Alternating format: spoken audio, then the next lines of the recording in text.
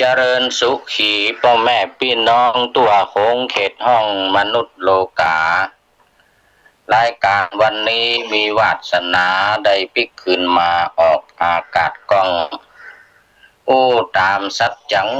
เสียงดังว่องว่องล่องตวยขึ้นในท้องฟ้าเข้าสู่เครื่องทับปุ๊บปั๊บบัดจ้าคนตัวหน้าได้ฟังเป็นอริยธรรมสัจจังของพระพุทธังสัมพุทธเจ้าสัมพุทธเจ้าขอถวายความเคารพพระมหาเถระพระเถรานุเถระเจ้าคณะพระสังฆาธิการทั่วโลกขอเจริญพรท่านสาธุชนพุทธบริษัททั้งหลาย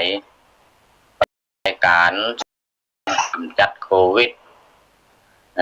มาในนามของรายการเสียงจากชุมชนสันทรายหลวงของท่านพระครู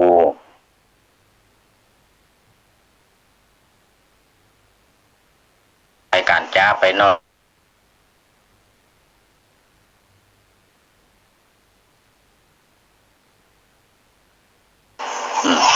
ได้ไปบิณฑ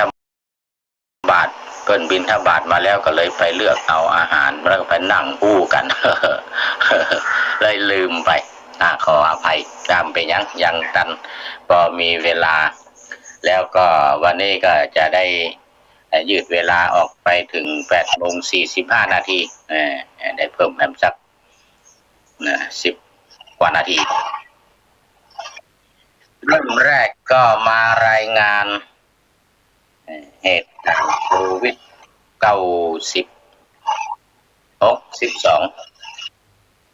หรือโควิด-19อย่างสักน้อยก่อนนะวันที่30ที่ผ่านมาแต่ว่านี่วันที่30ก็มีรายงานทั่วโลกสะสมผู้ป่วยไปถึง3,222,225 คน25 ราย3,222,225 รายนะอันนี้ก็เป็นที่น่าตกอกตกใจเหมือนกันมันจะมีเหตุการณ์ยังทั่วโลกนี่นะทั่วโลกนี่ยังไว้ใจไม่ได้ยังวางใจไม่ได้เพราะว่ามันเพิ่มขึ้นเรื่อยๆนะแม้แต่ว่าถึงแม้ว่าในเมืองไทยเรามันจะลดลงก็ตามนะแต่ว่าทั่วโลกมันขึ้นแล้วก็ตายไปทั่วโลกโอ้ไม่ใช่น้อยๆเนาะเฮ้ยที่เป็นอาการหนักอยู่50,000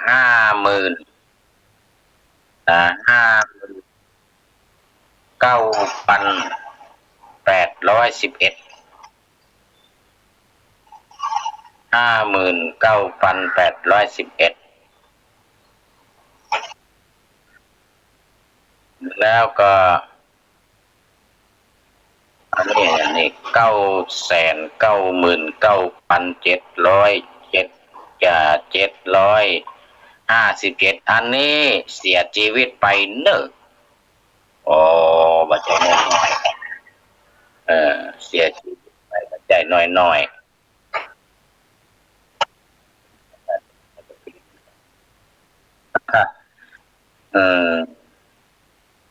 มัน59,00059,811อันนี้คือมรณภาพ มรณภาพต้องขออภัยนะมรณภาพโอ้มันงงแล้วเว้ยอันนี้ถ้าจะเป็นของอเมริกาเพราะว่าทั่วโลกเพิ่นสะสมไป 210,000วันก่อนนะวันก่อน217,974แล้วที่ที่เสียชีวิตไปทั่วโลกอันนี้999,757อันนี้มาโดดขึ้นนักแต่ว่าอันนี้จะต้องเทียบข้อมูลก่อนลันเนอร์แต่ของอเมริกานั้นตายเพิ่มไปวันข่าวตะวันคือ59,811อันนี้ของอเมริกาอันนี้811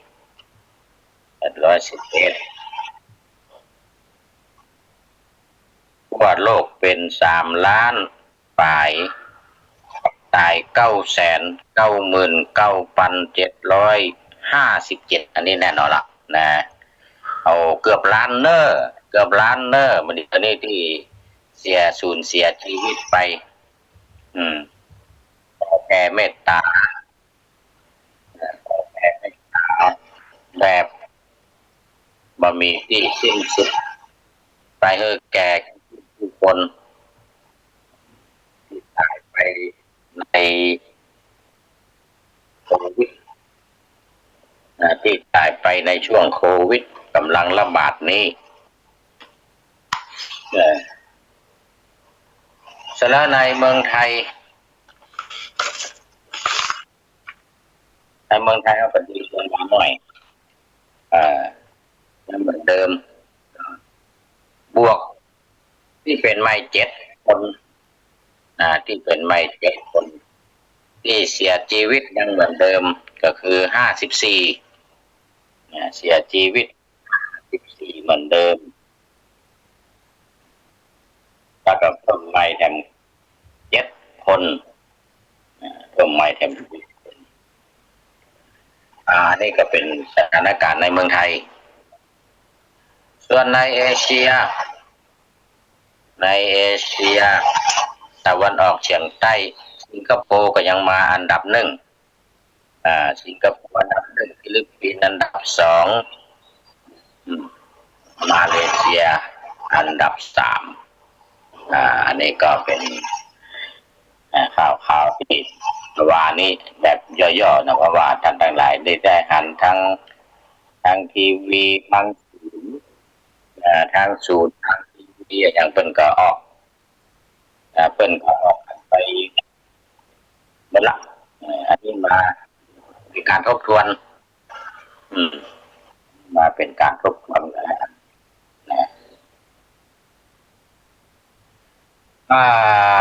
คราวนี้มาเปรียบเทียบให้สักน้อยนะได้ข้อมูลมาแต่ว่านี้วันก่อนพุ่นก็เคยว่ากำหนึ่งว่าเมื่อทุก100 ปีทุก100 ปีอันนี้562เมื่อปี24622462คือ100 ปีที่ผ่านมาวันก่อนนั้นว่าไปนั่น3-4 ศตวรรษเนาะตั้งแต่ปี2,300 2,2002262ได้ข้อมูลมาใหม่เนอะว่าตอนนั้นยังเป็นสยามประเทศมีประชากรรวม9,273,355 7,355นะพวกประชากรเรายังไม่ถึง10 ล้านแต่สมัยนั้นแต่ว่าป่วยด้วยไข้หวัดใหญ่2,317,662 รายเอา9 ล้านเป็นไป2 ล้านก็เหลือแล้วก็ตายไป82,223 รายตายไป82,223 รายอันนี้ใน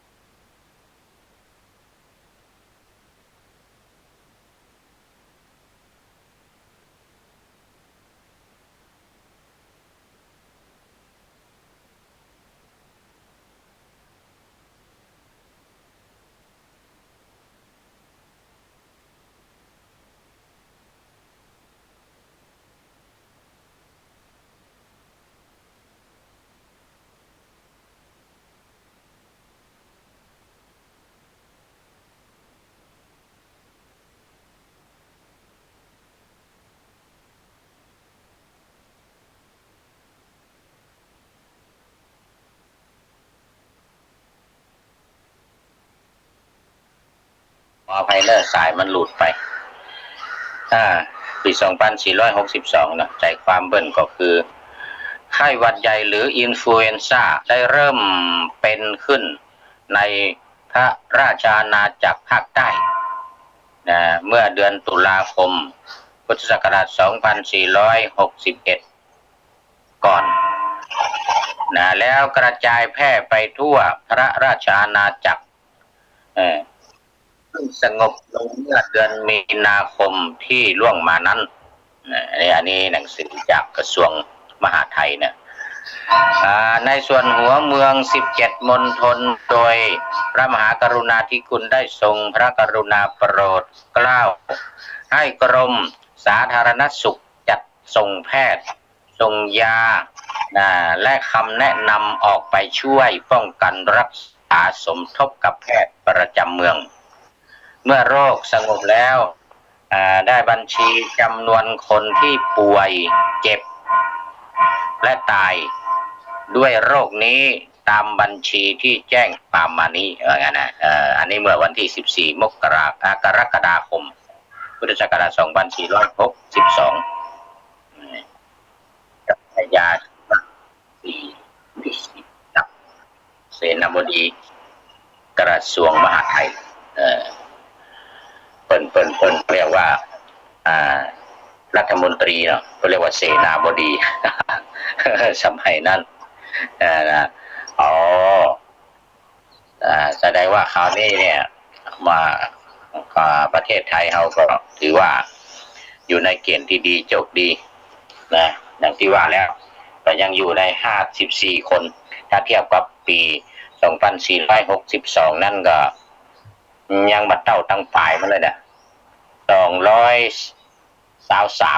223 ราย82,223 ราย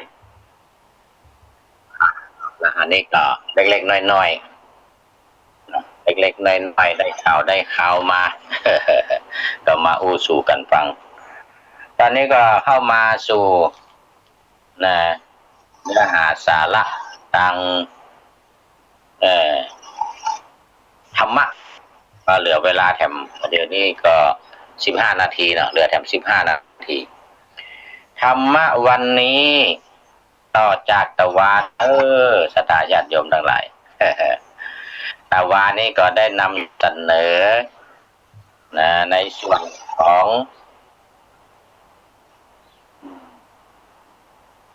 ธรรมานุปัสสนาธรรมานุปัสสนาในหัวข้อ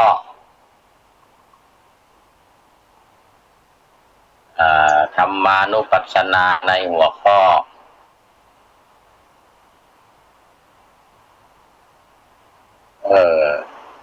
สับอินทรีย์22นึกมาใครออกแล้วอินทรีย์22มาถึงข้อที่20อนัญญตัญญสามีตินทรีย์ว่าไปแล้วอธิบายไปคือได้หู้สิ่งที่ยังบ่ได้หู้บ่เคยหู้มาก่อนได้หู้สิ่งที่ยังบ่เคยหู้มาก่อนเลยเนี่ยอนัญญตัญญสามีตินทรีย์อธิบายไปแล้วแต่ว่าได้แก่สักกายทิฏฐิวิจิกิจฉาศีลพัตตปรามาสได้หู้3 อย่างนี้ได้หู้3 อย่างนี้แต่ว่าหู้บ่ได้ก็เรียกว่าได้บรรลุโสดาป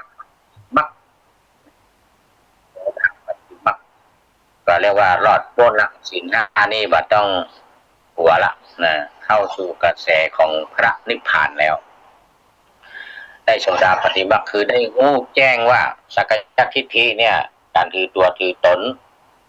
เป็นสิ่งที่บ่ดีบ่ถูกต้องวิจิกิจฉาความลังเลสงสัยเป็นสิ่งที่บ่ดีบ่ถูกต้องศีลพัตตปรามาสการปฏิบัติเคร่งครัดบ่ดีบ่ถูกต้องอันนี้รู้แจ้งชัดเจนเป็นเข้ามาสู่มัชฌิมาปฏิปทาในเรื่องของการปฏิบัติได้เป็นพระอนาคามิโสดาปฏิมักโสดาปฏิมัก วันนี้จะเริ่มเข้าข้อที่21เนอสัทธาญาติโยมช่วยกันจำไว้ข้อที่21นั่นก็คืออัญญินตรียงอัญญินทรีย์อัญญินทรีย์คือความเป็นใหญ่ในการได้หูและได้ละได้หูและได้ละเรียกว่าได้บรรลุขั้นผลได้รู้ขั้นผลโสดาปฏิผลละถึงโสดาปฏิผลจนถึงอรหัตตมรรค6 ข้อเนี่ยในมรรคในมรรค4 ผล 4นี่นะมันมีอยู่8 ข้อมีมรรค4 ข้อผล4 ข้อมรรคข้อที่1ว่าไปแล้วมันก็จะเหลือ7มรรค4กับผลมรรค3 ผล 4เหลือ7ในจำนวน7นี่เอามาแถม6 ข้อคืออยู่ในระหว่างข้อแรกกับข้อสุดท้ายข้อที่2ได้แก่โสดาปฏิผลข้อที่3อนาคามิมรรคสกทาคามิมรรคข้อที่4สกทาคามิผลข้อที่5อนาคามิมรรคข้อที่6อนาคามิผลข้อที่7อรหัตตมรรคข้อที่8อรหัตตผลแต่ในอัญญินทรียังหรือว่าอัญญินทรีย์นี่นับตั้งแต่ข้อที่2ถึงข้อที่7ก็คือโสดาปฏิผลจนถึงอรหัตตมรรคอยู่ในข้อที่21นี้เรียกว่าอัญญินทรีย์อัญญินทรีย์ความเป็นใหญ่ในการหูเนี่ยคือทั้งหูทั้งละได้ตัวเรียกว่าบรรลุทั้งผลในข้อที่1ของข้อที่21ซึ่งเริ่มจากข้อ2ไปถึงข้อ7เนี่ยนะข้อที่1นั่นก็คือโสดาปฏิผลโสดาปฏิผลนี่ก็คือผู้ที่ได้รู้ชัดเจนแจ้งดังที่กล่าวมาแล้วในโสดาปฏิมรรคมาถึง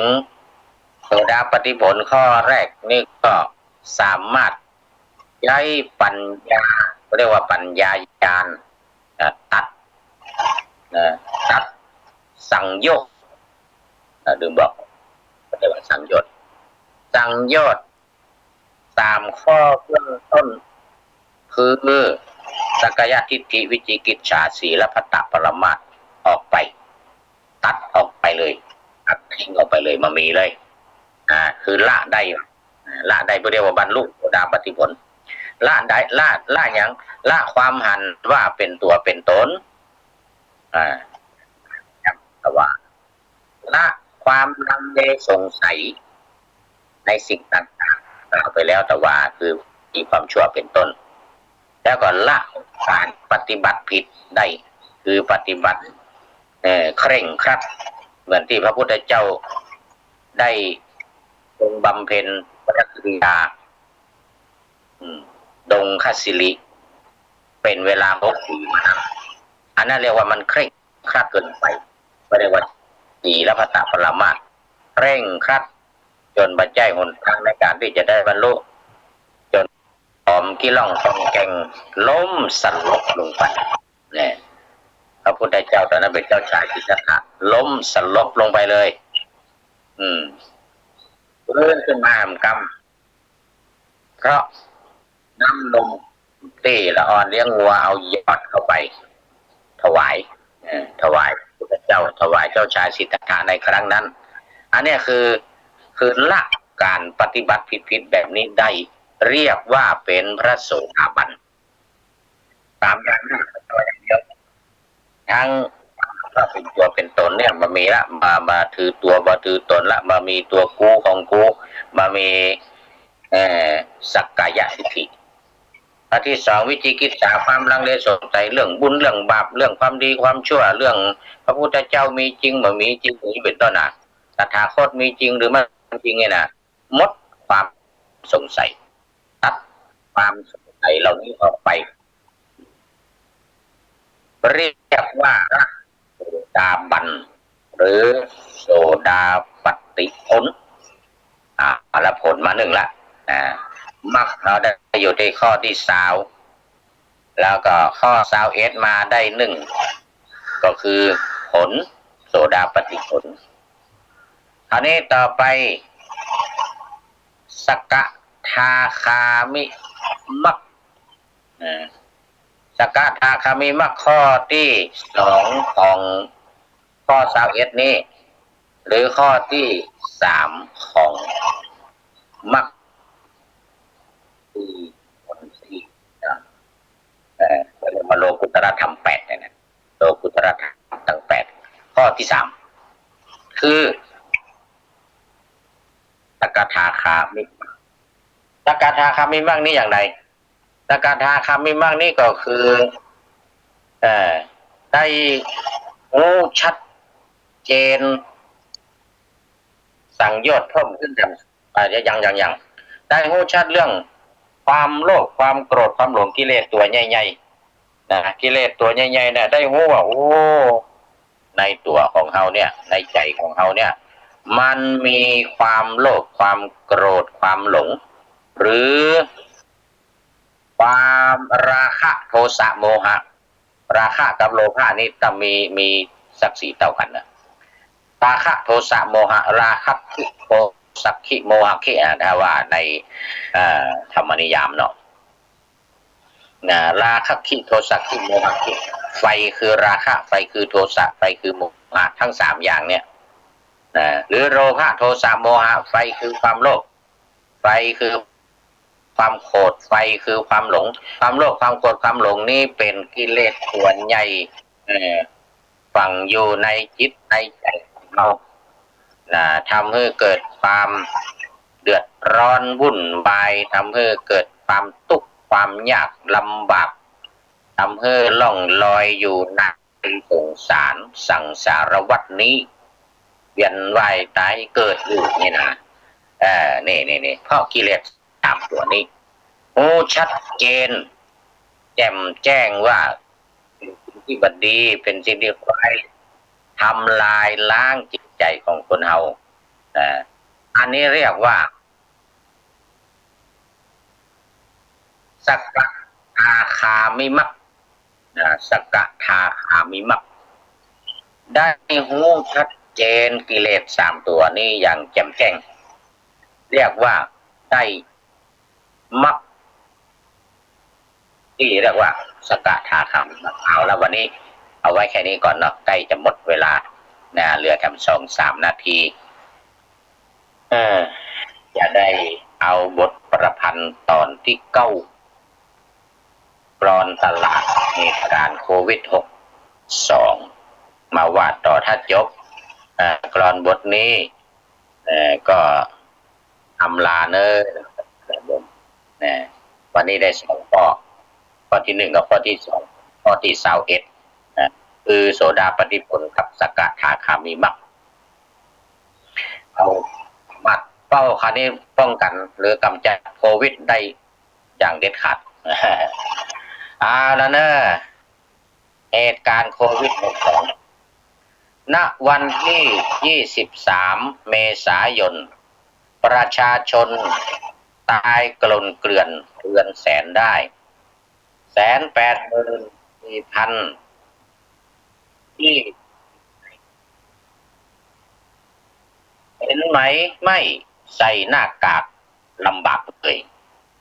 ติดเชื้ออีก2,600,000 2,603,000อันนี้วันที่เอา3หมดแล้วนะ13ก็ไว้ติดเชื้ออีก2,603,14,500 งามไส้เหลือสหรัฐตาย400,000แดนสังเวยอันดับ1ตามเคยไม่เลยลาติดเชื้อ848,001 115หน้าทะมึงถึงเลยหนาทรัมป์ประกาศว่าให้ใส่หน้ากากผ้าหรือหน้ากากอนาไมเฟสซิลอนาไมเฟสซิลเมืองไทยใส่มานานการจึงดีปรากฏมีคนติดน้อยถอยลงดิ้วคุมการติดโควิดร้ายได้ซิว ไม่หน้านิ้วคิ้วขมวดปวดหัวกัน วันที่2 มีนาข่าวว่ามีคนไทยกลับจากเกาหลีพร้อมสีสันแห่งโควิดเชื้อติดมาอันดามันนำเข้าพักที่กัก